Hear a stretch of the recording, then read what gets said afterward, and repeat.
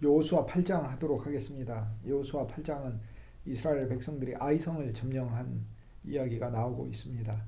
여호수아서에서는 이스라엘 백성들이 만나는 모든 성마다 다 불을 지르는 것이 아니고 세 군데 성을 불지릅니다.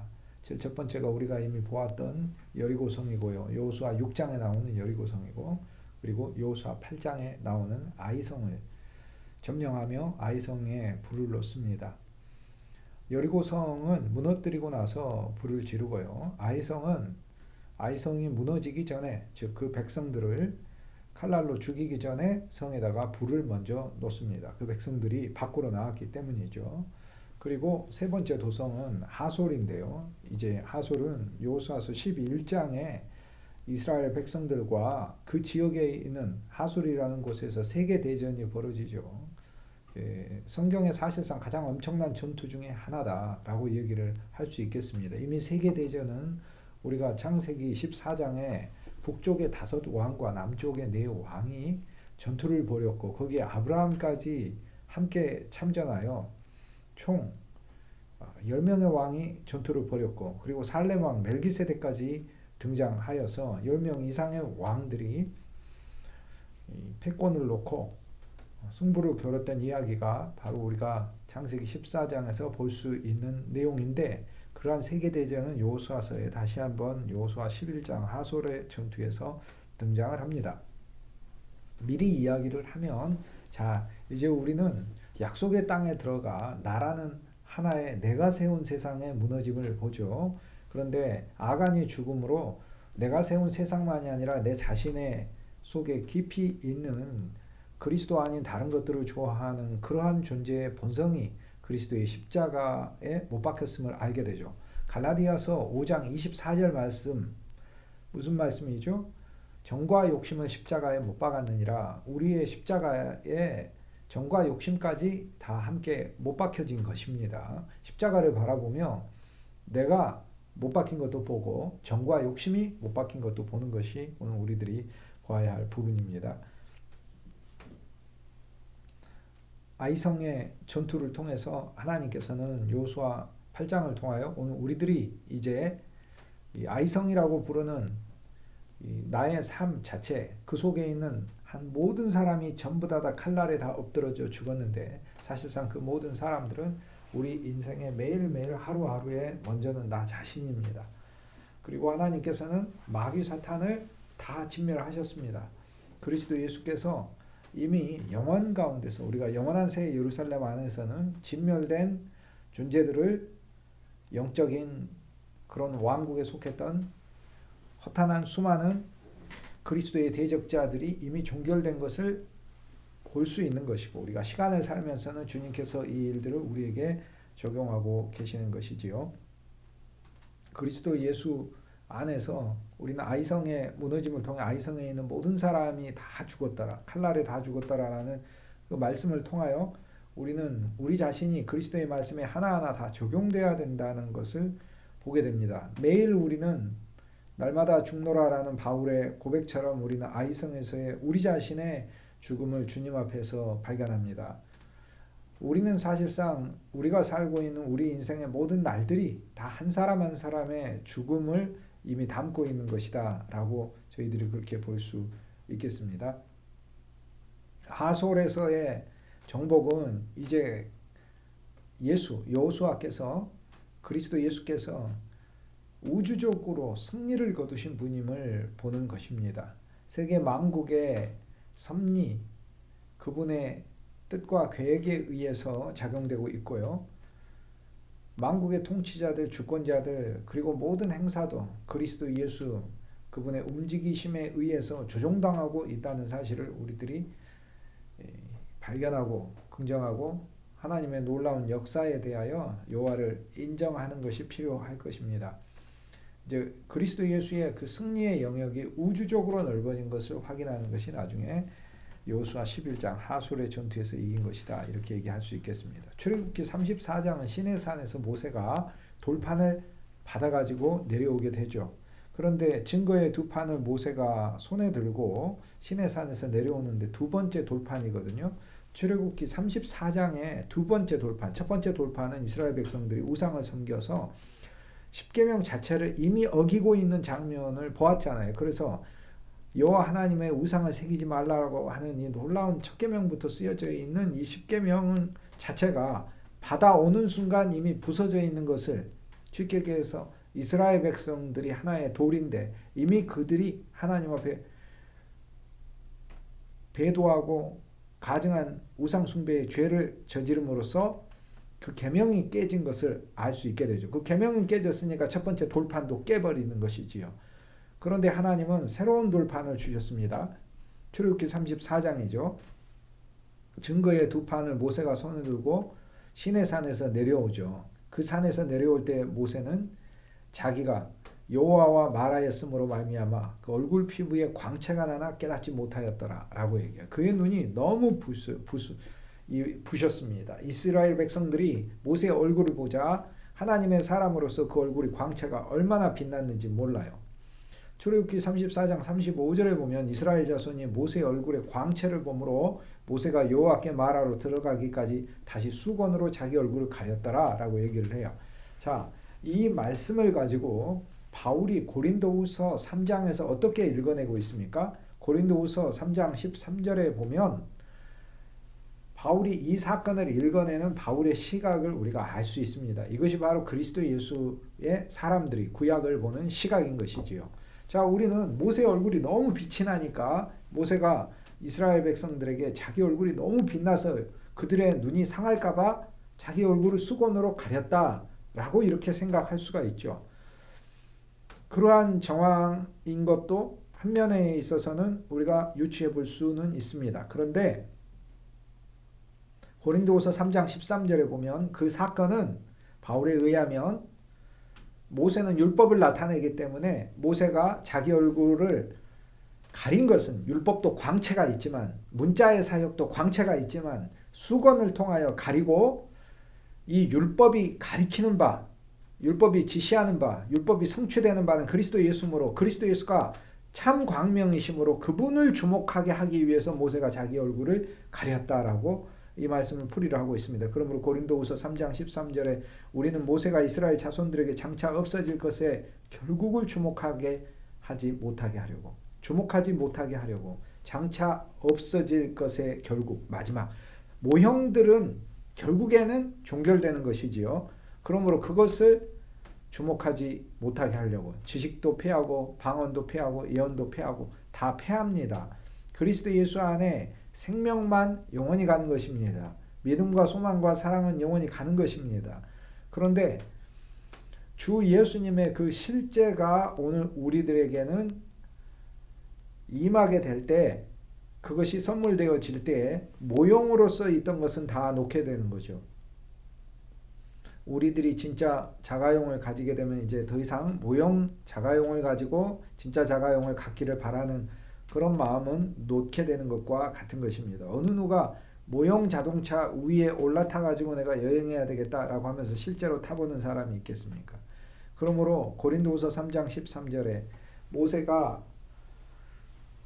자기 얼굴을 수건을 가린 이 사건을 바울이 언급하고 풀이해주고 있는데요. 모세가 그의 얼굴을 수건으로 가린 것은 우리로 하여금 모세는 율법이므로 율법을 주목하게 하지 못하고 그리스도의 광채를 주목하게 하기 위한 것이다 라고 얘기해요.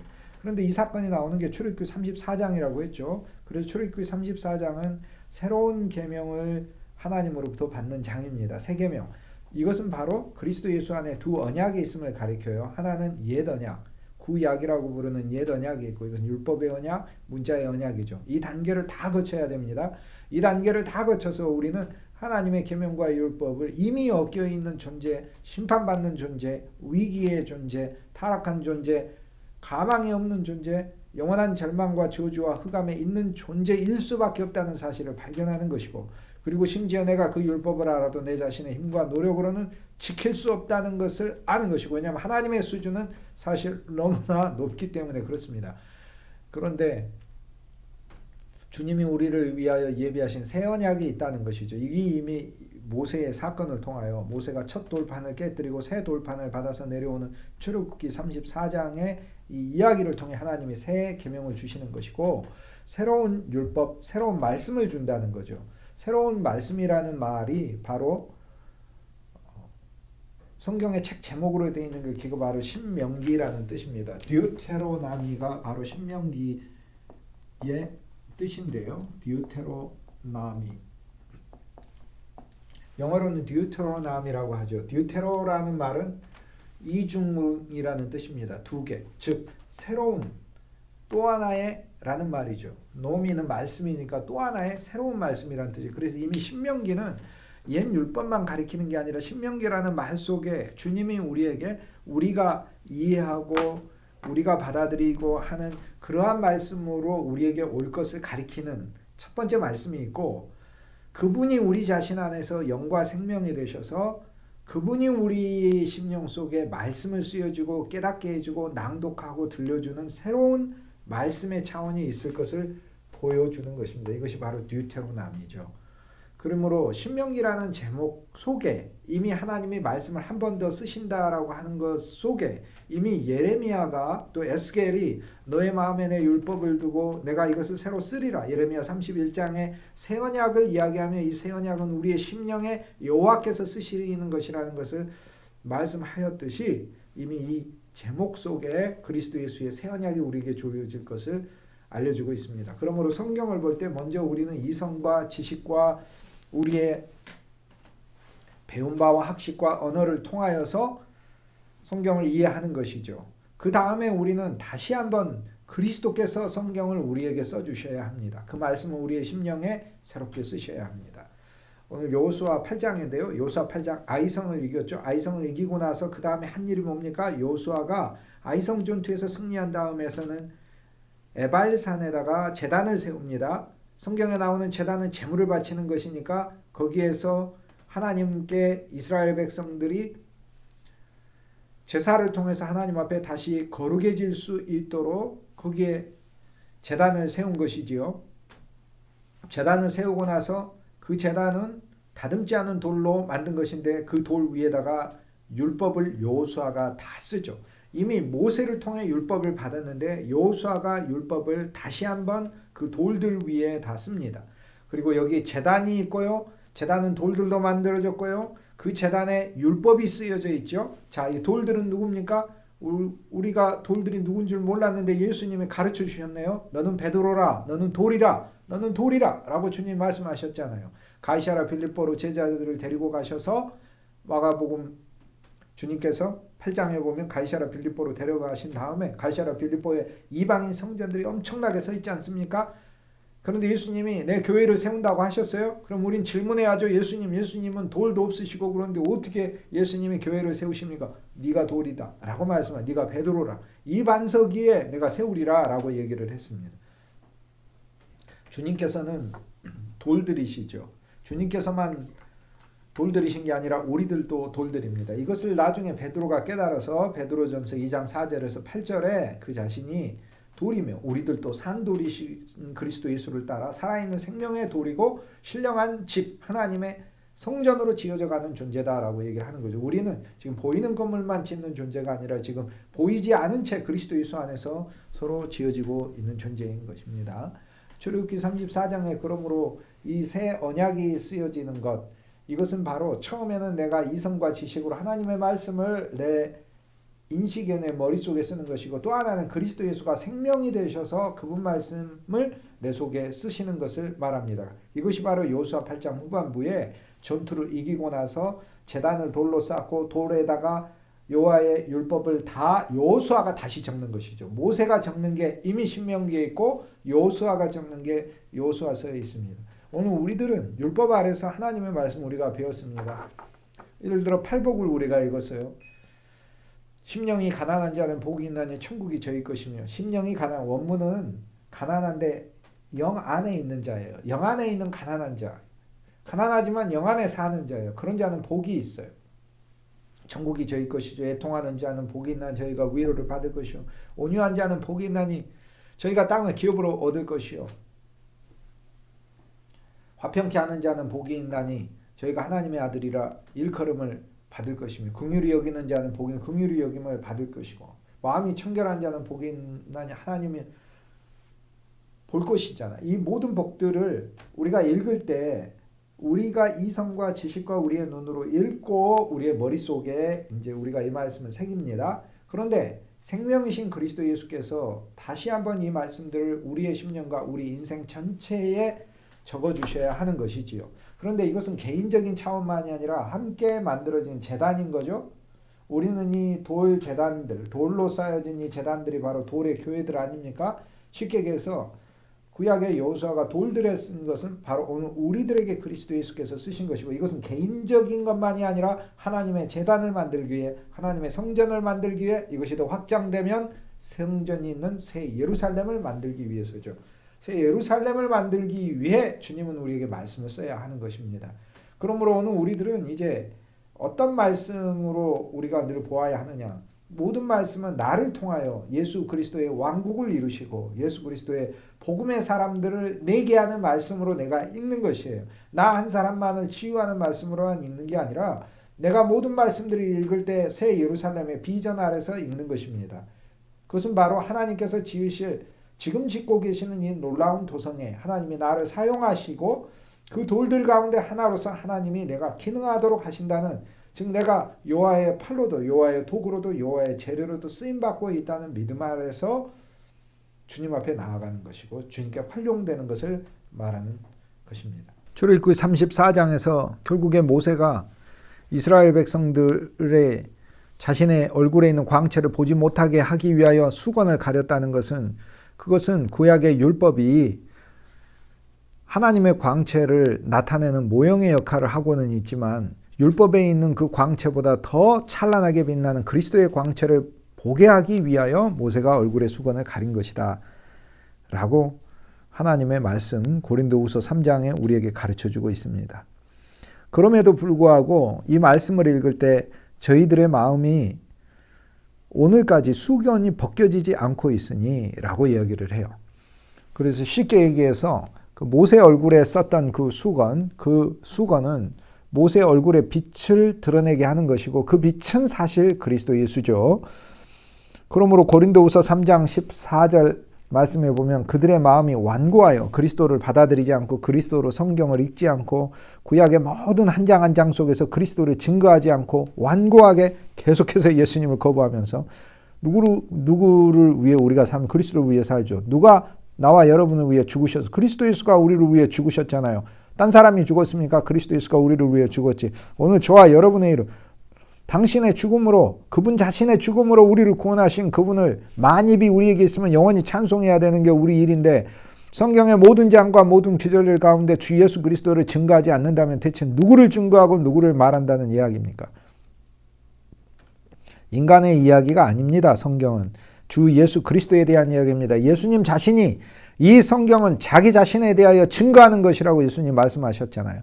너희가 이 성경을 상고하거니와 이 성경은 나에 대하여 증거하는 것이라. 주님께서 요한복음 6장에 말씀하셨어요. 이 성경 자체가 그분 자신에 대해 증거하는 것이라고. 모든 귀절과 모든 단어, 그리스도는 모든 것이라. 골로새 3장 11절, 그분은 모든 것이요, 성경 안에 있는 모든 것이, 그것이 바로 예수님을 가리키고 있습니다.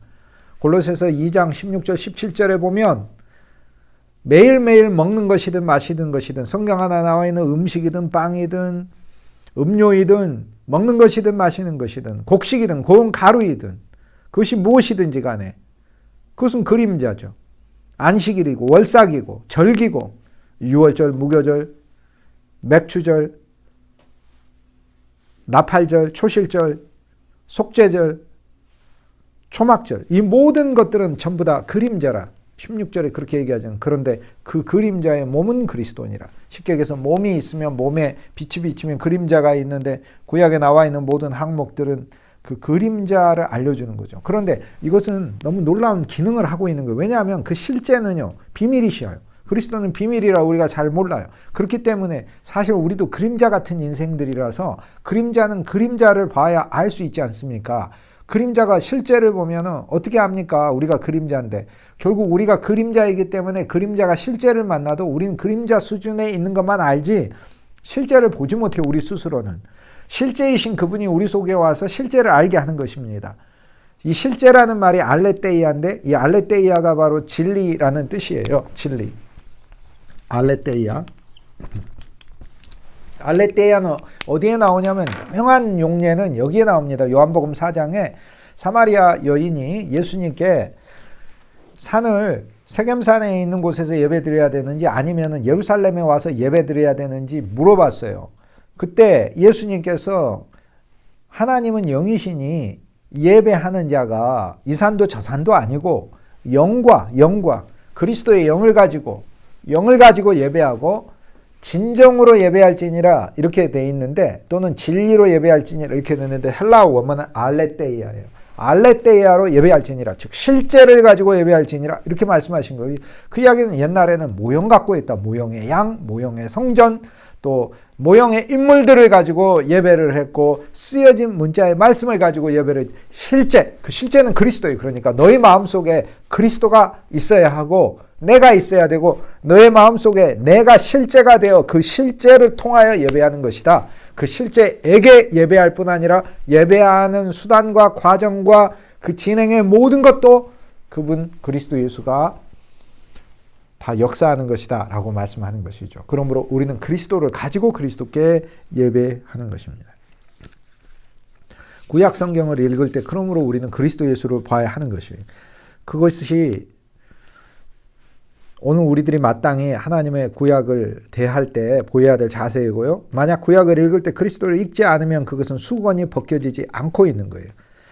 고린도 후서 3장 14절에 그 수건은 그리스도 안에서 없어질 것이라. 그리스도를 읽으면 그 수건이 벗겨지며 모세의 얼굴에서 빛이 나는 그 율법의 빛의 본질은 주 예수 그리스도인 것을 알 수 있습니다. 15절에 오늘까지 모세의 글을 읽을 때, 율법을 읽을 때 수건이 그 마음을 덮었도다. 율법의 시각에서만 하나님의 말씀을 알고 배우려고 했었다는 거예요. 그러나 고린도후서 3장 16절 너무 놀라운 기절이죠. 요한복음 3장 16절만 중요한 게 아니라 갈라디아서 3장 16절도 중요하고 성경의 모든 3장 16절은 다 중요합니다. 정말 놀라운 기절들이에요. 그런데 고린도 전서 3장 16절은 너희 몸이 하나님의 성전이라면서 우리가 어떠한 존재가 되었는지 그리스도 예수 안에서 놀랍게 우리 몸이 하나님의 성전이 되었다는 걸 보여줘. 우린 돌일 뿐만 아니라 우리 자체로도 성전이고 우리가 모여서 더 큰 성전을 짓고 있다는 거예요. 그러니까 성전 안에 많은 성전들이 있는 성전이죠. 그런데 고린도 후서 3장 16절은 언제든지 주께로 돌아가면 그 수건이 벗겨지리라라는 거예요. 자, 구약 성경을 읽을 때 다 수건이 덮여 있어요. 여호수아 6장도 수건이 덮여 있고 7장도 수건이 덮여 있고 8장도 수건이 덮여 있어요. 근데 이 수건은 어떻게 엽니까? 수건은 못 열어요. 아무리 열려고 해도 열을 수가 없어요. 그런데 어떻게 해야 수건이 열린다는 거죠? 내가 여는 게 아니라 수건이 저절로 벗겨진다는 거예요. 주께로 돌아가면. 여기서 주가 누구예요? 주 예수께. 주 예수께 그 본문이 가져가지면 수건이 벗겨지리라. 그러므로 그리스도께 가져가지는 것이 모든 것이 다 수건이 벗겨져 있는 것입니다. 17절에 주는 영이시니 그리스도의 영이 우리에게 있으니 주의 영이 있는 곳에는 자유함이 있느니라. 그분이 모든 말씀들을 다 풀어서 오늘 우리들에게 그리스도 예수 안에 있는 놀라운 섭리를 가르쳐주는 말씀으로 제공된다는 거예요. 그렇지 않으면 하나의 고정된 세트가 돼서 이거는 도저히 우리가 받아들일 수도 이해할 수도 어떻게 할 수 없는 말씀이 되는 것이지요. 고린도후서 3장 18절 우리가 다 수건을 벗은 얼굴로 거울을 보는 것 같이 주의 영광을 보매 그와 같은 형상으로 변화하여. 놀라운 말씀이죠. 하나님의 경륜이죠.